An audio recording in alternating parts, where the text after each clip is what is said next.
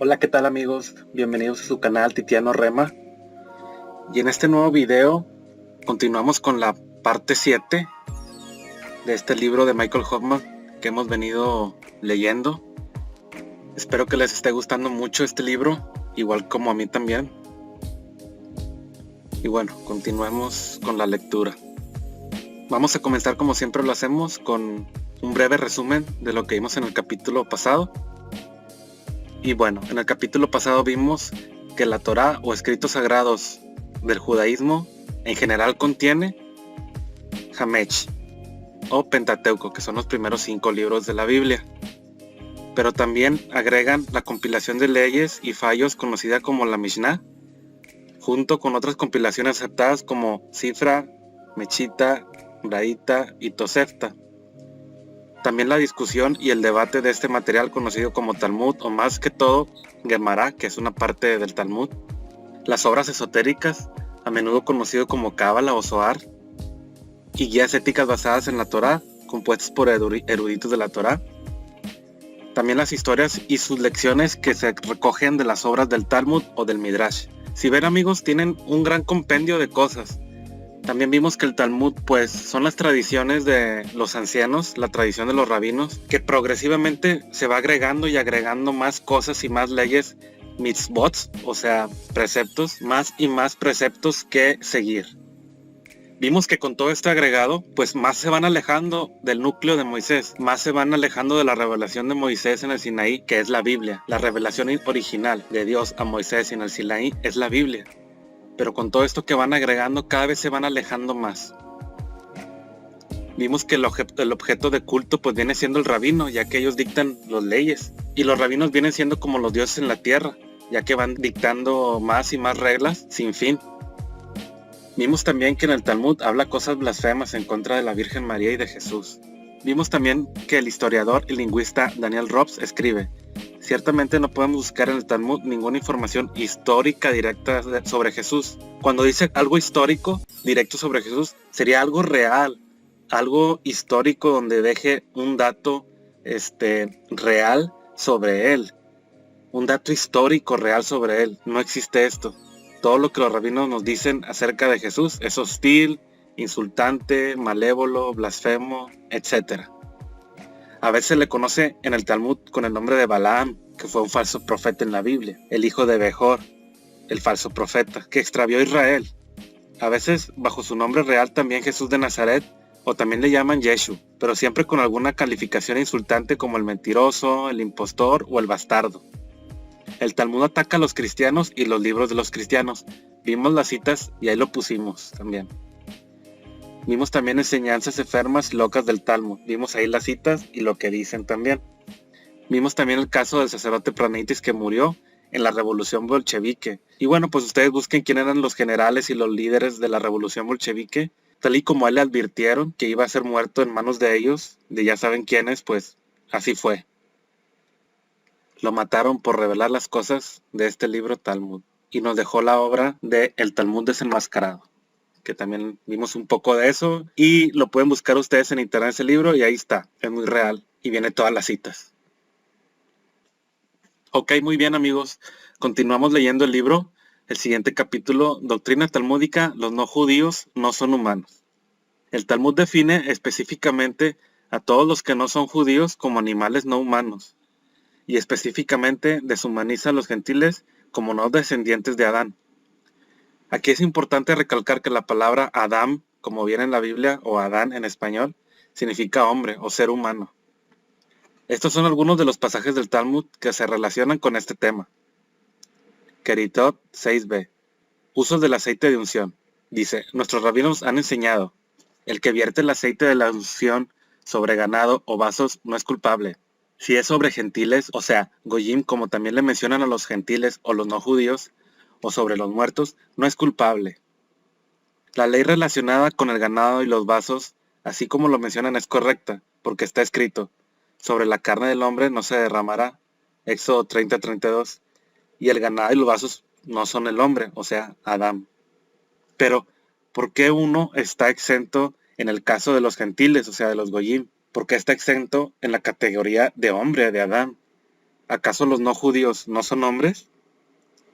Según ellos, es por el pasaje de Ezequiel 34:31. Es un pasaje de la Biblia, que dice así: vosotros sois llamados hombre, Adán, que es la palabra que viene ahí, Adán. Pero los gentiles, o sea, los goyim, no son llamados hombres. Esto es lo que dice en el Talmud. Ahorita vamos a ver el pasaje de Ezequiel. El Talmud declara que no es pecado aplicar los santos óleos, o sea, el aceite de la unción, a los gentiles, porque los gentiles no son seres humanos, es decir, no son de Adán. Otro ejemplo de esto es del tratado Yevamot 61a. Se enseñó también del rabino Simeón Bar Yochai. Declaró que las tumbas de los gentiles, o sea, de los goyim, no imparten impureza levítica por un ohel, o sea, una estructura sobre una tumba. Porque se dice, y vosotros mis ovejas, las ovejas de mi prado, son hombres, o sea, Adán. Que es el pasaje de Ezequiel 34:31. Sois llamados hombres, Adán, pero los idólatras no se llamen hombres. Esto es lo que dice en el Talmud, pero Ezequiel 34:31 no dice así. Para mí es muy importante dejar bien en claro lo que dice el pasaje de Ezequiel capítulo 34. Para mí es muy importante dejarlo claro, amigos, porque yo soy un creyente de la Biblia, yo soy un creyente de Jesús. Y yo también he estudiado la Biblia y la he leído, y para nada se refiere a lo que dicen los... Pero vayamos a la Biblia, vayamos a leer lo que es todo el capítulo de Ezequiel 34 y veamos el contexto de este pasaje para ver si significa lo que están diciendo ellos en el Talmud. Ok, vamos a ver, amigos, vamos a leerlo. Ezequiel 34, versículo 1. Vino a mí palabra de Jehová diciendo: Hijo de hombre, profetiza contra los pastores de Israel. O sea, aquí Dios ya le está diciendo al profeta Ezequiel que profetice en contra de los pastores de Israel. Profetiza y di a los pastores: así ha dicho Jehová el Señor. Hay de los pastores de Israel que se apacientan a sí mismos. ¿No apacientan los pastores a los rebaños? Aquí es una advertencia, amigos. Le está diciendo cuidado a los pastores, o sea, a los líderes, los rabinos de Israel, que en lugar de cuidar al pueblo, a las ovejas, al rebaño de Dios, se apacientan a ellos mismos. Coméis la grosura y os vestís de lana, la engordada degolláis, mas no apacentáis las ovejas. No fortalecisteis a los débiles, no curasteis la enferma, no vendasteis la perniquebrada, no volvisteis al redil la descarriada, ni buscasteis la perdida, sino que os habéis enseñoreado de ellas con dureza y con violencia. Muy claro, amigos, los líderes de Israel, los rabinos, no habían procurado en ayudar a los débiles del pueblo, a los enfermos, a los débiles en espíritu, en su fe, guiándolos, buscando a los que son débiles, a los que van perdidos, hacerlos volver al redil de Dios. No se dedicaron a hacer eso, al contrario, les agregaron más cargas, y fueron muy duros con ellos. Como lo hemos estado viendo, incluso con los campesinos, la gente del vulgo, la gente campesina trabajadora, eran vistos con desprecios por los rabinos y los líderes. Y andáis errantes por falta de pastor, y son presas de todas las fieras del campo, y se han dispersado. Anduvieron perdidas mis ovejas por todos los montes y en todo collado alto, y en toda la faz de la tierra fueron esparcidas mis ovejas, y no hubo quien las buscare, ni quien preguntase por ellas. Así es, amigos, incluso los que andaban perdidos por otros lugares que no eran Israel, los líderes y los rabinos no se preocupaban por ellos. Al contrario, se dedicaron a acicalarse, a apacentarse y ser egoístas, solamente preocuparse por ellos. Entonces Dios les dice así: por tanto, pastores, oíd la palabra de Jehová. Vivo yo, ha dicho Jehová el Señor, que por cuanto mi rebaño fue para ser robado y mis ovejas fueron para ser presa de todas las fieras del campo, sin pastor, o sea, sin líderes que los guiaran, ni mis pastores buscaron mis ovejas, sino que los pastores se apacentaron a sí mismos y no apacentaron a mis ovejas. Terrible, amigos. Dios está enojado con ellos, con los líderes de Israel. Por tanto, oh pastores, oíd palabra de Jehová.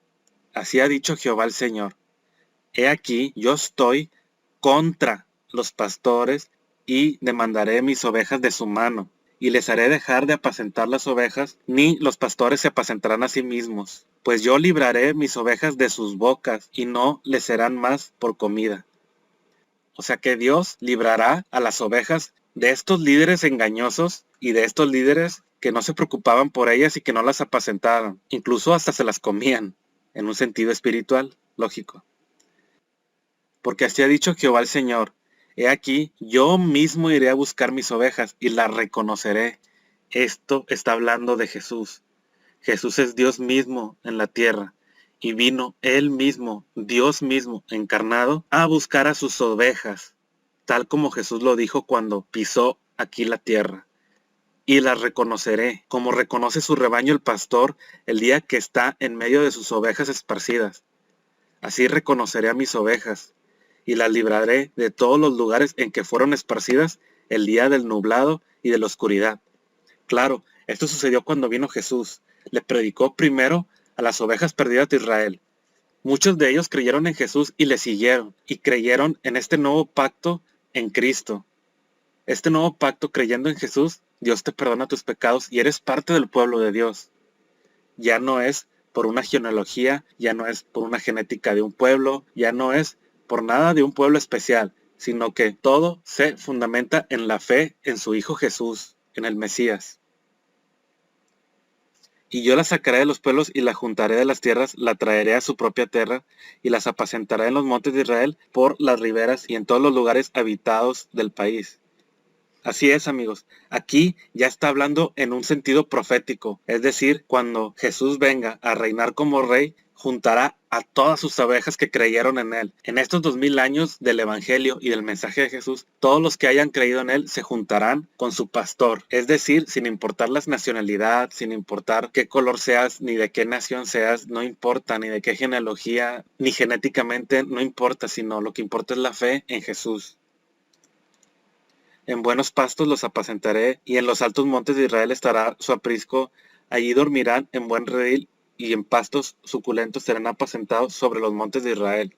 Aquí está hablando de la Jerusalén celestial, cuando Jesús venga y junte a todos los pueblos con él, y él reine sobre todas las naciones y todos los pueblos y todas las personas que hayan creído en él.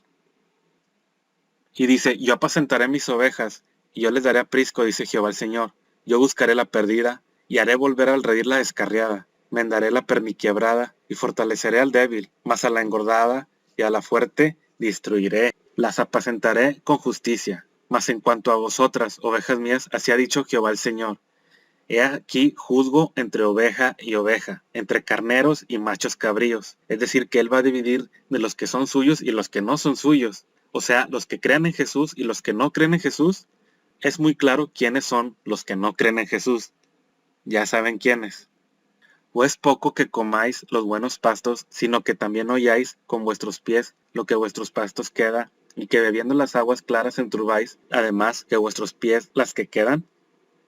¿Y mis ovejas comen lo hollado de vuestros pies y beben lo que vuestros pies habéis enturbiado? Por tanto, así les dice Jehová el Señor. He aquí yo juzgaré entre la oveja engordada y la oveja flaca. Por cuanto empujasteis con el costado y con el hombro, y acornasteis con vuestros cuernos a todas las débiles, hasta que las echasteis y las dispersasteis. O sea, estos mismos líderes que no se encargaron del pueblo de Israel, hasta con eso provocaron que se esparcieran por todo el mundo. Es importante que el pueblo de Israel que creyó en Jesús, como así lo hicieron los apóstoles Pedro, Pablo, Juan, que eran israelitas, ellos creyeron en Jesús y fueron parte del pueblo de Dios.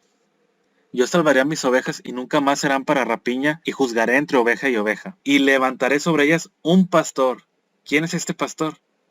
Es Jesús. Está profetizando Ezequiel muchos años antes la obra de Dios con la venida de Jesús. Y él las apacentará. A mi siervo David, él las apacentará y él les será por pastor. O sea, un tipo de David es Jesús. Eso es muy claro. Yo Jehová les seré por Dios, y mi siervo David príncipe en medio de ellos, o sea Jesús. Yo Jehová he hablado. Aquí está profetizando a Jesús como el pastor, como el príncipe en medio de sus ovejas. Y estableceré con ellos pacto de paz, y quitaré de la tierra las fieras, y habitarán en el desierto con seguridad, y dormirán en los bosques. Aquí está hablando proféticamente de cuando Jesús instale su reino aquí en la tierra. Y el árbol del campo dará su fruto, y la tierra dará su fruto, y estará sobre su tierra con seguridad. Y sabrán que yo soy Jehová, cuando rompa las coyundas de su yugo, y los libre de la mano de los que sirven de ellos. No serán más por despojo de las naciones, ni las fieras de la tierra las devorarán, sino que habitarán con seguridad, y no habrá quien las espante. Y levantaré para ellos una planta de renombre, y no será ya más consumidos de hambre en la tierra, ni ya más serán avergonzados por las naciones, y sabrán que yo soy Jehová su Dios, estoy con ellos. Y ellos son mi pueblo, la casa de Israel, dice Jehová el Señor. ¿Quiénes son ellos? El pueblo de Dios, la casa de Israel original, son los que creyeron en este pastor que él levantó, el Hijo de David, Jesús. Y vosotros, ovejas mías, ovejas de mi pasto, hombres, ojo, es el versículo que ellos ponen, Ezequiel 34:31. Lo repito. Y vosotras, ovejas mías, ovejas de mi pasto, hombres, es la palabra Adán, sois. Y yo, vuestro Dios, dice Jehová el Señor. Es decir, que los que creen en Jesús son hombres Adán completos. Es muy importante esto porque el primer hombre fue Adán. A raíz de que él pecó, el pecado se transmitió a toda la humanidad. Y con el pecado vino la muerte, y vino la maldad, y vino todo lo negativo a este planeta Tierra. Era necesario que otro hombre perfecto, en este caso Jesús, un Adán completo, salvara a toda la humanidad. Pero veamos que diga esto la Biblia. Sí, amigos, veamos que diga esto la Biblia, ya que para mí es muy importante que la Biblia se interprete a sí misma. No es una interpretación o no es lo que yo creo o no es mi percepción, sino que la interpretación yo la saque de la misma Biblia. Por eso es muy importante leerla. Y esto viene en el Nuevo Testamento, que se escribió después de la venida de Jesús. Esta carta, primera carta de Corintios, capítulo 15, versículo 45 en adelante, lo escribió el apóstol Pablo, que era un judío, era un israelita que creyó en Jesús. Y él fue uno de los apóstoles y de los primeros judíos que creyeron en Jesús. Y dice así también está escrito. Fue hecho el primer hombre, Adán, alma viviente. Está hablando de Adán, el primer hombre que pecó. El posterior Adán, espíritu vivificante. Aquí está hablando de Jesús. Mas lo espiritual no es primero, sino lo animal. Luego, lo espiritual. O sea, primero fue lo animal, que fue Adán, y después lo espiritual, que es Jesús. El primer hombre es de la tierra, o sea, terrenal, o sea, Adán. El segundo hombre, que es el Señor, es del cielo, o sea, Jesús. ¿Cuál el terrenal? Tales también los terrenales, o sea, los que se creen primer Adán. ¿Y cuál el celestial? Tales también los celestiales, o sea, los que creen en Jesús y siguen a Jesús, y siguen sus pasos. Y así como hemos traído la imagen de lo terrenal, traeremos también la imagen del celestial. Por esto digo, hermanos, que la carne y la sangre no pueden heredar el reino de Dios, ni la corrupción hereda la incorrupción. Y aquí os digo un misterio. Se refiere que es algo muy importante. No todos dormiremos, pero todos seremos transformados. En un momento, en un abrir y cerrar de ojos, al final trompeta, aquí está hablando del tiempo final, ya de Armagedón, de Apocalipsis, ya en el tiempo final, la trompeta final, en el último tiempo, porque se tocará la trompeta y los muertos serán resucitados, incorruptibles. Es decir, que los que creemos en Jesús todavía tenemos fallas, todavía pecamos y no somos perfectos. Pero en el último tiempo, en la final trompeta, los muertos, dice, serán resucitados incorruptibles, es decir, ya con un cuerpo celestial, como el de Jesús. Y nosotros seremos transformados.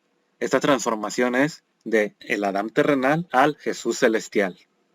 Porque es necesario que esto corruptible se vista de incorrupción, y esto mortal se vista de inmortalidad.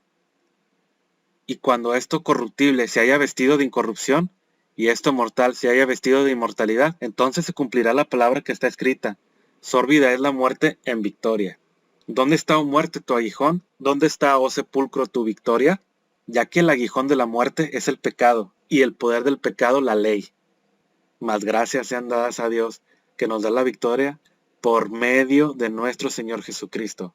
Repito, más gracias sean dadas a Dios, que nos da la victoria por medio de nuestro Señor Jesucristo. Así es, amigos, toda la gloria y la honra es para Dios, no es para uno como hombre, no es que uno sea un seleccionado de un pueblo escogido, no es que uno sea un seleccionado genéticamente por una pureza racial, que seamos superiores para nada, somos los miserables, pecadores, los peores de este mundo, pero que simplemente que creemos en Jesús, Dios nos da, dice aquí, que nos da la victoria por medio de nuestro Señor Jesucristo. Por eso es muy importante creer en Jesús, amigos. Jesús nos da la victoria contra el pecado. Y en la final trompeta, nuestro cuerpo se vestirá de cuerpo incorruptible. ¿Sabían ustedes, amigos, que la palabra Israel significa el que vence, el que tiene victoria? Esto es muy clave, amigos, porque el significado de la palabra Israel es el que tiene victoria, el que vence. Y aquí nos está diciendo el apóstol Pablo que nos da la victoria por medio de Jesús, por medio de nuestro Señor Jesucristo. O sea que si no tienes al Señor Jesucristo, o sea que si no crees en Él, no tienes la victoria. O sea, no tienes Israel. O sea, no eres Israel. Y yo creo que es muy claro, amigos, quiénes son los que no creyeron en Jesús y quiénes son los que lo rechazan. Y ya vimos lo que el Talmud dice de Jesús. Es muy claro, amigos. Ojo, amigos, es muy importante recalcar que en el cristianismo nadie es importante por su genética, por su nación, por su raza, ni por su color, ni nada de esto. Dios envió a Jesús para salvar al mundo entero, sea de cualquier pueblo que seas. No importa, de cualquier pueblo, de cualquier nación que tú seas, creyendo en Jesús, tienes salvación. Como dice la Biblia en los siguientes pasajes. Juan 1:29. El siguiente día vio Juan a Jesús que venía a él y dijo, he aquí el Cordero de Dios que quita el pecado del mundo. O sea, Jesús quita el pecado del mundo. No dice de unas personas escogidas o de unos poquitos, sino dice quita el pecado del mundo. Juan 3:16, porque de tal manera amó Dios al mundo que ha dado a su Hijo unigénito para que todo aquel que en él cree no se pierda, mas tenga vida eterna. Para que todo aquel que en él cree no se pierda. Muy claro, amigos. Juan 3:17, porque no envió Dios a su Hijo al mundo para condenar al mundo, sino para que el mundo sea salvo por él, o sea, por Jesús. No eres salvo por los rabinos, no eres salvo por un mensaje secreto enviado a unas personas, poquitas personas escogidas, porque son una raza superior. Nada que ver eso, amigos. Es para todo el mundo, para todo el que cree en Jesús. Porque lo importante de todo el mensaje de la Biblia es Jesús. Porque para Dios Padre era importante dejar todo fundamentado en la piedra angular que es Jesús. No en una raza, no en una genética, no en una ciudad o un punto geográfico en la tierra. No, es en el mundo entero. Lo que importa es que creas en Jesús. O sea que todo lo sustentó en una fe, en la fe en su Hijo Jesús. Importante eso, amigos. Y bueno, amigos, continuamos leyendo el libro. La ley mosaica del Antiguo Testamento establece que tocar un cadáver humano o la tumba de un ser humano imparte impureza a quienes la tocan. Pero el Talmud enseña que si un judío toca la tumba de un gentil, el judío no se vuelve inmundo, ya que los gentiles no son humanos, o sea, no son Adán. Baba Mesía 114b. Un sacerdote judío estaba parado en un cementerio. Cuando se le preguntó por qué estaba parado allí en aparente violación de la ley mosaica, respondió que estaba permitido, ya que la ley solo prohíbe a los judíos entrar en contacto con las tumbas de los humanos, o sea, Adán. Y él estaba de pie en un cementerio gentil. Porque ha sido enseñado por el rabino Simón Bar Yochai, los sepulcros de los gentiles, o sea, los goyim, no contaminan, porque escrito está, y vosotros mi rebaño, el rebaño de mis pastos, hombres sois, Adán. O sea, Ezequiel 34:31. Mucho se basan en este pasaje bíblico, que ya lo explicamos muy claramente, amigos. Aquí dice Michael Hoffman, Ezequiel 34:31 es el supuesto texto de prueba bíblica citado repetidamente en los 3 pasajes anteriores del Talmud. Pero Ezequiel 34:31, de hecho, no apoya a la nación talmúdica de que solo los israelitas son humanos. Lo que estos rabínicos, racistas e ideólogos antigentiles han hecho al afirmar los absurdos precedentes sobre los gentiles es distorsionar un pasaje del Antiguo Testamento para justificar su intolerancia, tal y como ya lo leímos y lo vimos, amigos.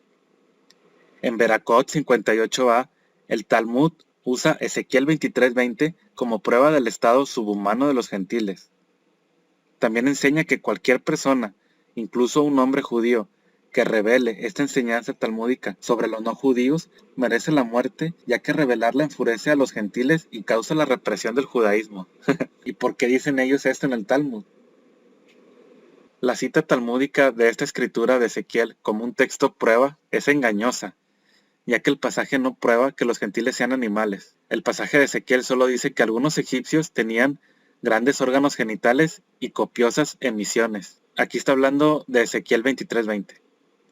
Esto de ninguna manera prueba o incluso connota que los egipcios a los que se hace referencia en la Biblia fueran considerados animales. Una vez más, el Talmud ha falsificado la Biblia mediante una interpretación distorsionada. Otros pasajes del Talmud exponen Ezequiel 23:20 de esta manera racista son Araquín 19b, Beracot 25b, Nidá 46a, Shabbat 150a, Yevamot 98a. Además, el texto original del Sanedrín 37a aplica la aprobación de Dios solo a la salvación de vidas judías. Y bueno, esos son los dos pasajes, ¿verdad?, que mencionan. Ezequiel 34:31, que ya lo leímos, ya lo vimos, y todo el capítulo completo con su contexto. Y el de Ezequiel 23:20, que la verdad es súper ridículo, que dice así: y se enamoró de sus rufianes, cuya lujuria es como el ardor carnal de los asnos, y cuyo flujo como flujo de caballos. O sea, es ridículo interpretar un solo versículo de esta manera, sin leer el contexto. Pero es lógico porque ellos no leen Biblia, ellos no estudian Biblia y no leen a fondo la Biblia con su contexto y todo.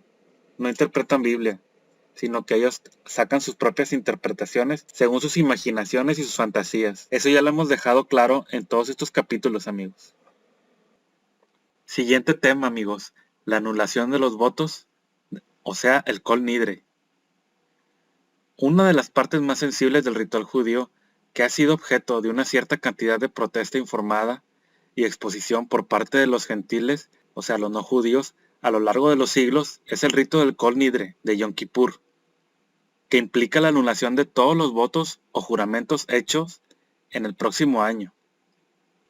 Casi todas las historias sobre este rito que aparecen anualmente alrededor de septiembre en los periódicos del establishment y otros invariablemente lo falsifican, describiéndolo como un noble pedido de perdón y expiación, entre comillas, por haber roto promesas en el pasado, que, si ese fuera el caso, sería un ejercicio encomiable, pero como es costumbre en el judaísmo, la explicación oficial que se le da a los goyim, o sea, a los no judíos, es engañosa. El historiador William N. Grimstad escribe: el hebraísta británico Alexander McCall fue elocuente en su protesta por la actitud potencialmente devastadora social inculcada por el judaísmo rabínico, de que los juramentos y los compromisos solemnes a los goyim pueden romperse con arrogancia. El principal ritual de la sinagoga que trata con él, el famoso Kol Nidre, se lleva a cabo como parte de la observancia del Año Nuevo cada otoño, donde comienza el servicio vespertino de Yom Kippur. Y ahí viene la cita, William N. Grimstad, Talk About Hate, y ahí viene toda la cita.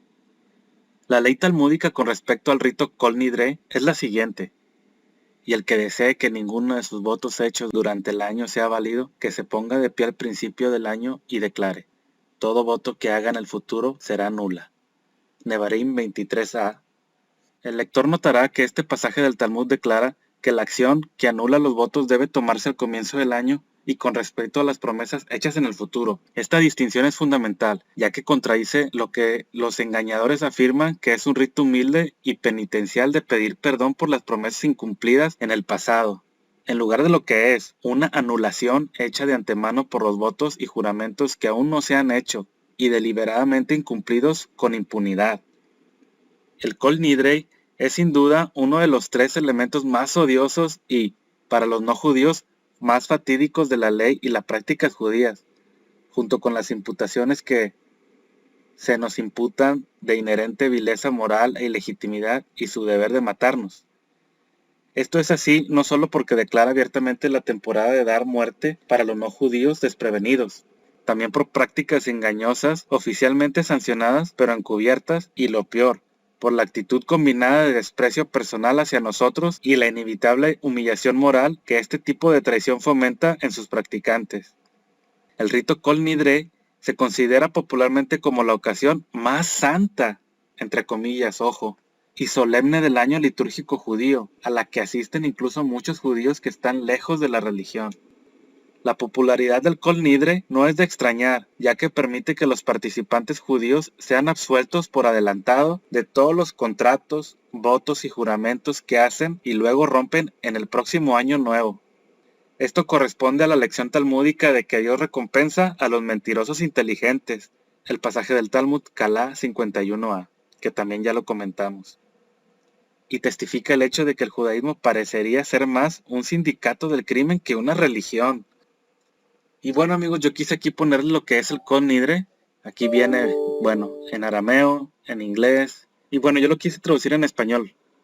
Todos los votos, prohibiciones, juramentos, consagraciones, conams, conasi y términos sinónimos que podamos hacer, jurar, consagrar o prohibir sobre nosotros mismos desde el día de expiación anterior hasta este día de expiación y desde este día de expiación hasta el próximo día de expiación que vendrá para nuestro beneficio.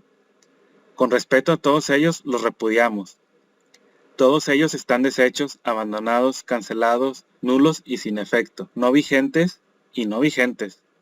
Nuestros votos ya no son votos, y nuestras prohibiciones ya no son prohibiciones, y nuestros juramentos ya no son juramentos. Este es el Kol Nidre, amigos, y esto es lo que recitan cada año nuevo en Yom Kippur.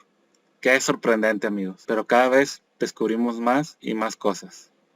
Y bueno, amigos, también quise ponerles esta carátula que menciona todo sobre el Kol Nidre, y aquí lo traduje en español. Adopción en los servicios de oración.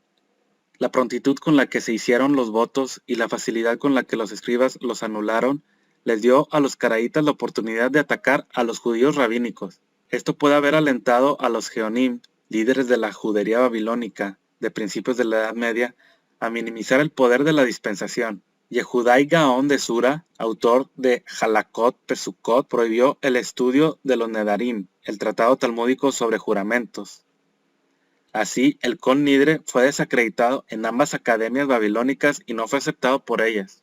Amram Gaón, en su edición del Sidur, llama tonta a la costumbre de recitar el Kol Nidre. Según otros, sin embargo, era costumbre recitar la fórmula en varias tierras de la dispersión judía, y también se desprende del Sidur de Amram, que el uso estaba muy extendido ya en su época, en España. Pero la práctica geónica de no recitar el Kol Nidre prevaleció durante mucho tiempo. Nunca ha sido adoptado en el ritual catalán o argelino, ni en las religiones francesas de Carpentras o Aviñón. Hubo un tiempo en que se creía ampliamente que el Kol Nidre fue inventado por marranos, es decir, españoles judíos que se vieron obligados a convertirse al cristianismo, pero que mantuvieron en secreto su fe original. Se ha demostrado que esta idea es incorrecta, ya que la oración es anterior a esta era, por muchos siglos. Sin embargo, esta oración fue efectivamente utilizada por los marranos y es posible que su gran significado y amplio uso se derive de esta persecución. Según esto, ¿verdad, amigos? Como el Kol Nidre era claramente anterior a la Inquisición española, se suponía que pudo haber comenzado durante el periodo visigodo en España. Pero esta teoría tiene serias debilidades como su adopción por comunidades judías de todo el mundo, incluso en comunidades litúrgicas que no sufrieron tal persecución. Puede ser que simplemente se inspiró en las instrucciones talmúdicas sobre evitar los juramentos. El Zohar, o sea que el libro de la Cábala, sugirió una razón muy diferente para el Kol Nidre. Dios ya ha amenazado y prometido castigos terribles sobre el pueblo judío por sus pecados. Pero con nuestra propia demostración de que podemos desvincularnos de los votos usando el Kol Nidre, esperamos persuadir a Dios de que anule igualmente sus propios votos de calamidad, como se indica en el Masor Sefardí de Orot. ¿Cómo ven, amigos? Quieren engañar a Dios según ellos y persuadir a Dios anulando los votos con este rezo que ellos inventaron del Kol Nidre. Terrible, amigos. Según el Sagrado Zohar, el Kol Nidre se recita en Yom Kippur porque, a veces, el juicio celestial se transmite como un decreto declarado para el que normalmente no puede haber anulación. Al recitar la anulación de votos del Kol Nidre, en este momento le pedimos a Dios que nos favorezca anular cualquier decreto de juicio negativo que nos aguarde, aunque no merezcamos tal anulación. O sea, ellos le dan órdenes a Dios, se creen superiores a Dios. Pues claro, ya hemos visto que se creen dioses en la tierra. Adopción en los servicios de Yom Kippur. Originalmente, la anulación de votos se realizaba en Rosh Hashanah, el año nuevo, 10 días antes de Yom Kippur. El Talmud dice, quien desea cancelar sus votos de todo el año, debe levantarse en Rosh Hashanah y anunciar, todos los votos que haré en el próximo año serán anulados.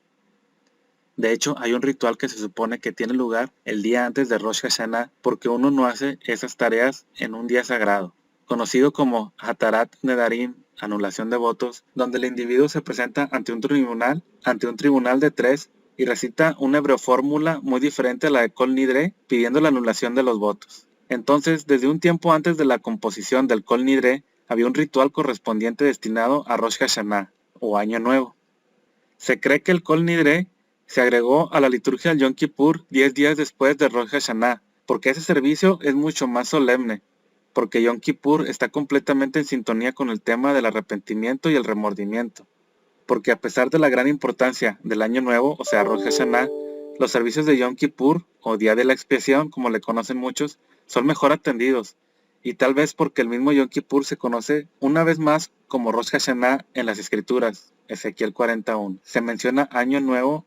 Tales razones fueron enumeradas, entre otros, por Asher Ben Yahiel. Puede haber una razón adicional, tal vez la anulación de los votos se movió o se repitió al comienzo de Yom Kippur para minimizar el riesgo de que se hicieran nuevos votos en el intervalo de 10 días entre el repudio de los votos en Rosh Hashanah y Yom Kippur. Y más que la seca y legalista declaración de Rosh Hashanah, Kol Nidre incluye una expresión emocional de penitencia que establece el tema de Yom Kippur.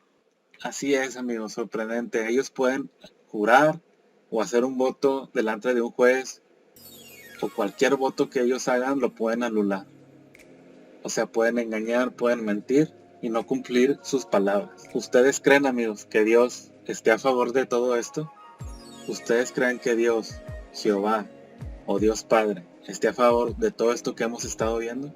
La verdad yo no lo creo, amigos. Quítense las vendas y vean lo que realmente es esta fe o esta religión rabínica, moderna, talmúdica. No tiene nada que ver con la Biblia ni con los israelitas de los antepasados. Y bueno, amigos, aquí nos despedimos. Espero que les haya gustado este capítulo y nos vemos hasta la próxima. Hasta luego.